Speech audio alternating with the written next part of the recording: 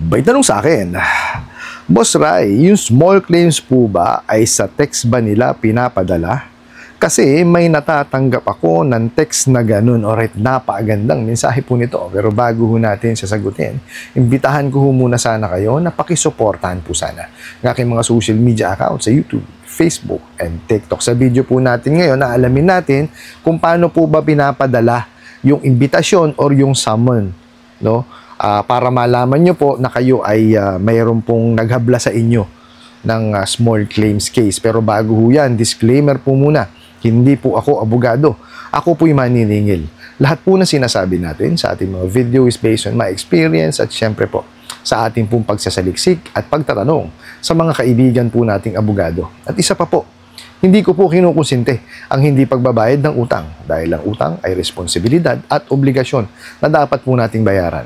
Ang hindi po ako pabor ay doon sa maling pamaraan ng pautang at maling pamaraan ng paniningil. Sagutin po natin yung pinadala nyo pong mensahe.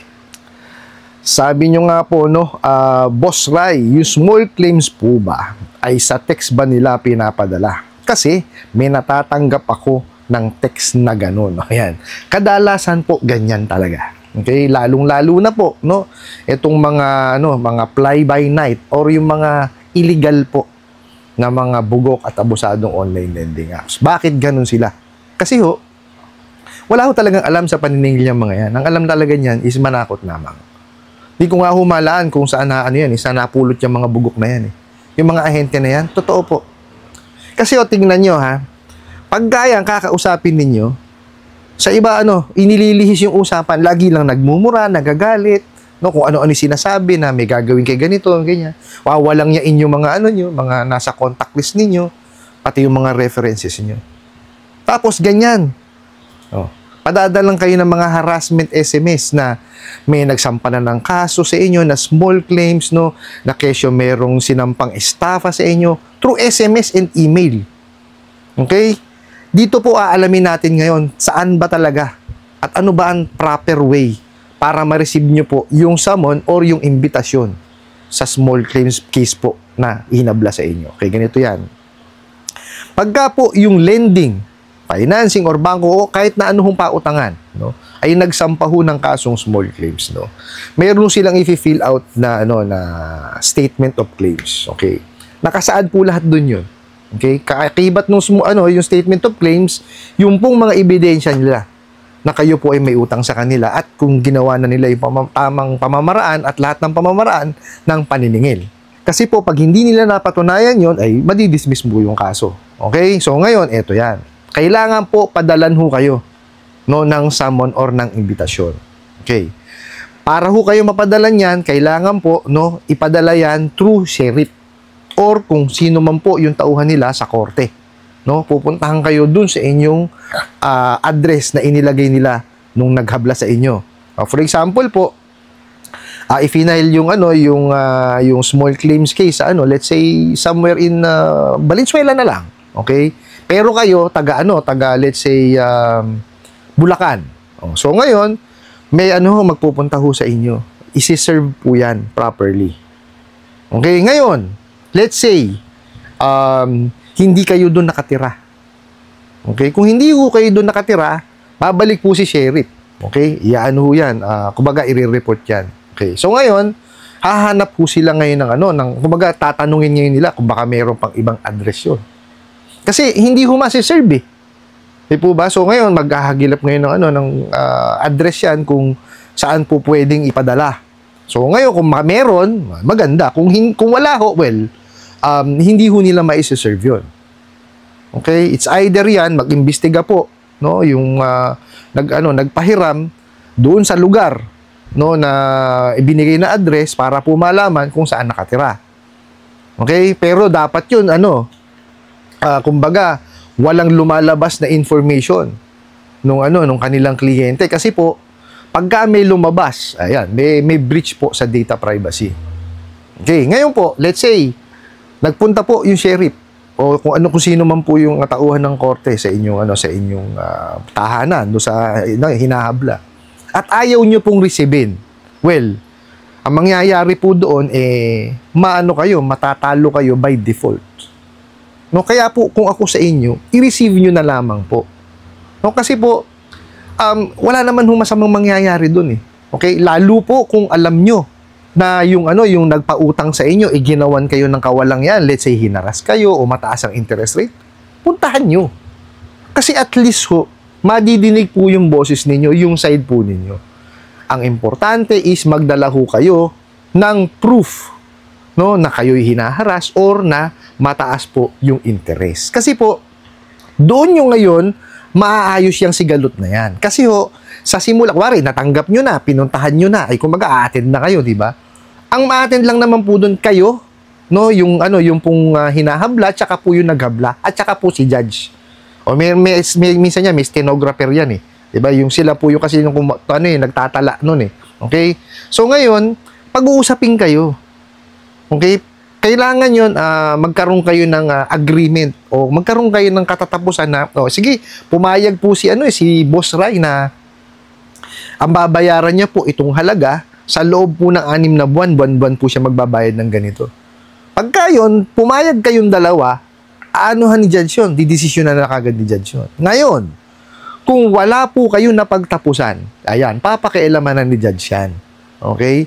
Yung pong ipinresentang ebidensya nung naghahabla at saka po yung pinresentang ebidensya nung hinahabla, dun po siya magbabase. Ngayon, kung napatunayan po, no, na yung naghahabla ay nangharas at mataas ang interest rate, well, dun po magdidesisyon si judge. Maaari pong manalo yung hinabla.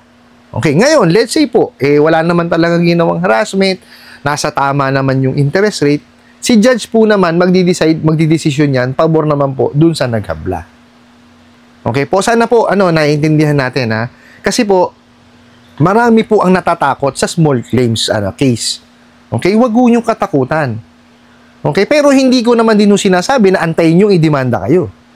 Kasi kung kaya nyo naman niyang bayaran at kaya nyo naman niyang isettle, no, amicably, na kayo lang dalawa, ay gawin nyo na lamang po yun kesa pa pupunta pa kayo sa sa small claims court. Kasi kalimitan po yan, ganito yan, ang small claims case po kasi ifina-file yan kung saan po naka-address o saan nangyari yung utang. Online ho yan. So definitely yan, susundin yan yung address po nung nagpautang. Okay, paano po kung sa Metro Manila yung nagpautang, kayo po ay nasa, let's say, Cebu. Di po ba? So pupunta pa kayo from Cebu to Metro Manila. So maaabala lang din po kayo. Kung kaya nyo naman pong ayusin yan amicably, kung meron po silang payment plan or payment options na maibibigay sa inyo, well, maigi po yun. Kasi po, maayos nyo siya amicably. Pero, eto po, sasabihin ko sa inyo.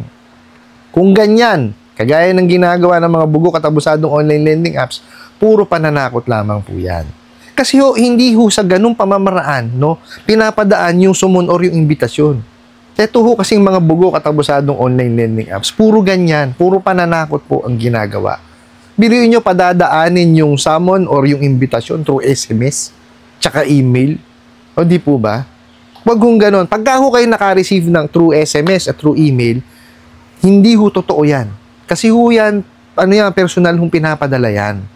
Kasi court dokumento ng hukuman yan eh. Hindi basta-basta yan. Okay? Hindi yan po pwedeng iabot yan kahit kung sino-sino lang ang magdadala. Po? Sana po naiintindihan kasi ulitin ko po, itong mga bugo katabusan ng online lending apps, lalong-lalo na po, yung mga illegal, wala akong alam sa paniningil yung mga yan. Puro pananakot lamang po.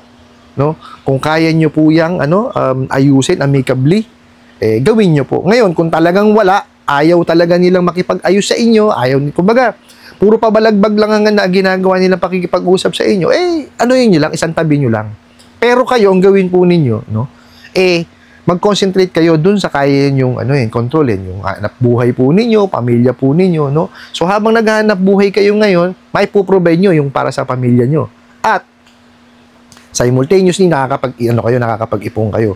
Ipunin nyo po kung ano po yung nararapat ninyong bayaran. Pagka po yan 10,000 pababa, po yan, maximum of 15% lang po per month at additional na 5% kada lilipas na buwan po. Ngayon, may isa pang yan, meron pang isang kondisyon yan. hanggang 2 lamang po kayo pwedeng singilin yan, no, nung amount. Ito po example, let's say for example, 1,000 po yung nahihiram po ninyo. Ang 15% po ng 1,000 is 150. So, ibig sabihin po, 1,150 lamang po ang babayaran nyo sa kanila sa loob na isang buwan. Okay, ngayon, let's say na-delay kayo na na-delay. Ang maximum ho, o pinakamalaki na po pwedeng singilin sa inyo is 2,300 lamang po. Hanggang 2 lang nung nahihiram po ninyo. Okay? Yun lang po ang ipunin nyo. Kaya lang, unfortunately po, pagka po mahigit sa 10,000, wala pa po tayong ceiling dyan. So, kaya po, pagka mas mataas po sa 10,000 yung inyong nahiram, well, kung kayo hinaras, kung kayo winalang niya, at kung alam nyo yan na fly-by-night yan, or let's say illegal, o yun lamang naman po, tawag dito, yung dinisburse sa inyo, ang bayaran po nyo sa kanila. Okay po? Kasi, kaya yun ho ang inaabiso ko, naglabas pa rin naman po ng pera yung mga yan. At kahit pa paano napakinabangan natin. It's just that, bugo katabusadong online lending apps nga po eh.